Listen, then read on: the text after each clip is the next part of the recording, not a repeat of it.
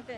Baik, ini saya mau sampaikan sesuatu yang sangat penting ya bagi rakyat Indonesia ya. Terutama juga saya sampaikan nih, saya aturkan kepada Bapak Presiden Prabowo Subianto.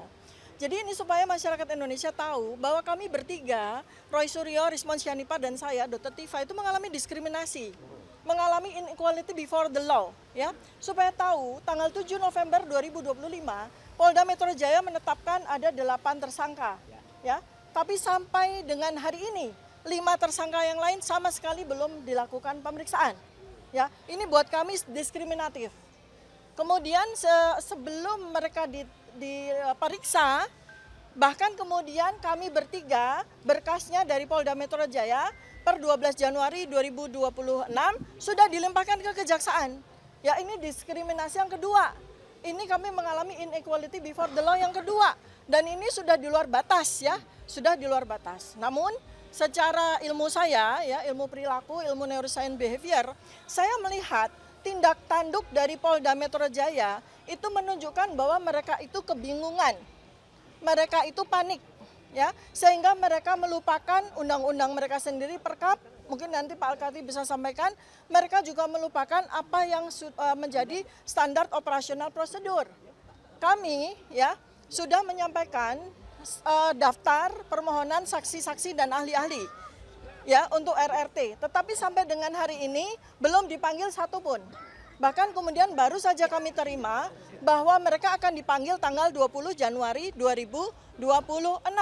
Sementara berkas kami sudah dilimpahkan ke kejaksaan 12 Januari 2026. Ini artinya Polda Metro Jaya mengalami kebingungan secara waktu.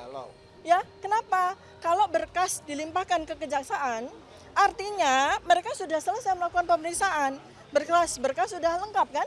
Baru mereka kemudian patut dan layak untuk melimpahkan kepada kejaksaan. Nah, artinya apa? Polda Metro Jaya kami duga melemparkan bola panas. Mereka kebingungan.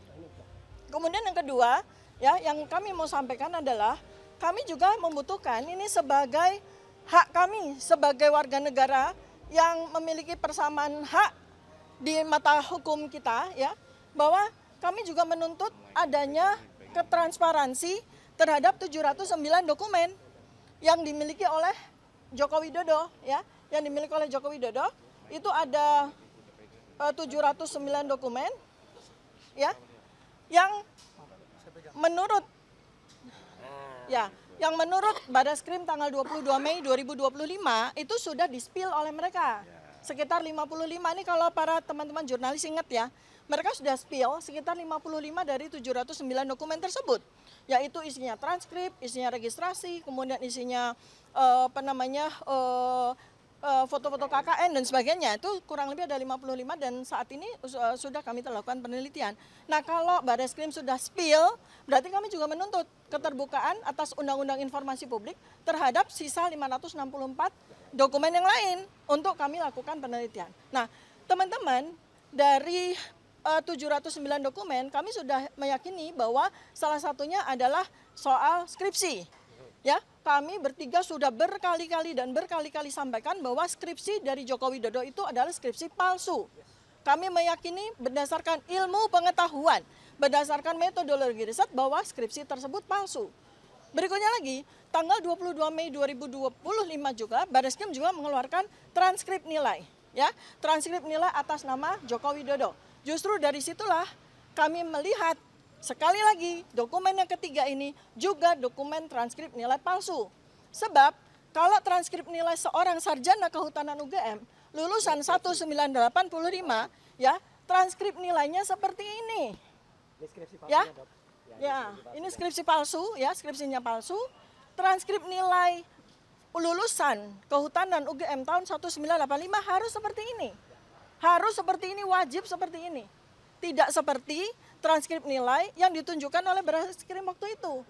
Yang menyatakan itu adalah transkrip nilai dari Joko Widodo. Artinya transkrip nilai itu pun palsu, 99,9%. Nah, dari 3 bangunan dokumen ini saja, kita sudah bisa membuat sebuah simpulan bahwa beliau ini tidak pernah lulus sebagai sarjana kehutanan UGM. Kami bisa pastikan. Sebab ya, dokumen utama yang selama ini dianggap sebagai dokumen asli ya. Kita bisa lihat ini yang tadi sudah disampaikan oleh Mas Roy ya. Jadi ini adalah ijazah, gini ya, gimana nih? Ijazah ya. Mas aku pinjam yang Mbak Gito. Yang lebih gampang nih. Saya mau tunjukkan ya. Ini yang print out ya, yang asli. Iya, ini tahun 85. Ya, ini adalah ijazah asli 100% 24 karat dari lulusan Sarjana Kehutanan UGM tahun 1985. Inilah bentuk ijazah asli. Ya. UGM itu universitas terbaik di Indonesia. Ya, tidak mungkin mengeluarkan ijazah abal-abal. Saya memberikan satu bukti saja bahwa ijazah yang diperlihatkan kepada kami secara singkat di gelar perkara khusus 15 Desember 2025 kemarin itu pun juga ijazah yang tidak asli. Ya. Dari satu hal saja yang teman-teman semua bisa melihat, dari apanya yang paling ceto welo-welo. Apanya? Ya, ini sama-sama keluaran 1985. Apa yang beda? Yang jelas sekali. Materai. Ya, materai merah Rp500 itu adalah sesuai dengan Undang-Undang tahun 1985. Sementara materainya Joko Widodo itu warnanya hijau, rupiahnya Rp100. Ya, ini adalah ijazah yang dikeluarkan bulan Mei 1985 dengan materai Rp500. Sementara ijazah yang katanya adalah Joko Widodo dikeluarkan bulan November 1985, masa materinya turun? Tidak mungkin kan? Masa materinya turun? Kan tidak mungkin itu, ya. Kan tidak mungkin itu, ya. Nah, jadi dari sini saja belum kita sampaikan ada 11 perbedaan ya. Ini kalau permainan anak-anak itu ya. Coba Anda bisa lihat perbedaannya gitu ya. Itu ada 11 perbedaan ya. Yang jelas sekali. Nah, terus saya spill boleh ya, Mas? Saya spill satu-satu. Soal emboss atau emboss ya. Emboss ini adalah cetakan sebuah cap. Ya. Cetakan sebuah cap itu yang digunakan untuk mengunci tanda tangan yang bersangkutan. Jadi bukan sebuah ornamen biasa-biasa saja. Yang penting ada embossnya, bukan. Ya, emboss itu adalah bukan sekedar ornamen tapi cap untuk mengunci tanda tangan. Kalau cap ini digunakan untuk mengunci tanda tangan, artinya capnya dulu atau tanda tangannya dulu? Ya tanda tangannya dulu kan, baru dicap. Nah itu bisa dibuktikan dengan uji forensik digital. Tanda tangannya dulu atau capnya dulu. Nah kami bisa pastikan ya bahwa ijazah yang waktu itu diposting oleh Dian Sandi Utama tanggal 1 April 2025 ini seperti ini ya. Satu ini beda dengan ijazah yang ditampilkan kepada kami di gelar perkara khusus 15 Desember 2025. Beda. Ya kami bisa pastikan, beda. Jadi ada dua versi ijazah Joko Widodo yang keluar. Kalau kita lihat dari postingan Dian Sandi Utama yang menyatakan ijazah ini asli, kemudian yang kemarin ditunjukkan kepada kami di gelar perkara khusus itu juga sebuah versi yang beda ya. Kalau kita lihat dari sisi embossnya, coba teman-teman lihat ya. Apakah ada embossnya? Nggak ada kan? Nggak ada ya. Nah, pada yang versi ijazah Joko Widodo 15 Desember 2025 terlihat samar-samar ada embossnya. Ya, memang tidak bisa kami tunjukkan karena kami pun hanya boleh melihat, tidak boleh memfoto. Terlihat seakan-akan ada embossnya, tetapi mata kami bertiga ini adalah mata peneliti. Kami langsung tahu bahwa emboss itu tidak merupakan sebuah cap timbul yang tetapi printing ya. Karena yang kami lihat dan sudah kami raba pada ijazah asli ini, ya, embossnya itu ceklok ya, ceklok artinya cetak tinggi, ceklok.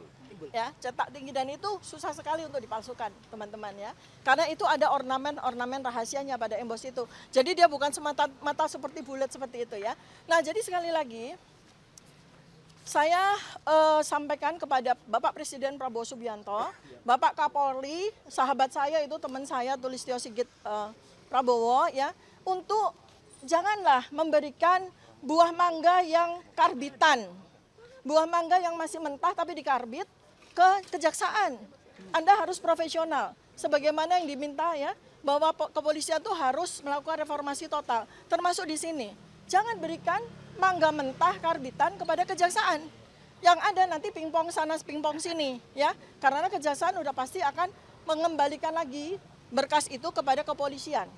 Biayanya besar sekali yang harus ditanggung oleh negara ini, ditanggung oleh pajak kita, ya. Setiap kasus ini menghasilkan membutuhkan biaya besar sekali ya, ratusan juta bahkan mungkin miliaran.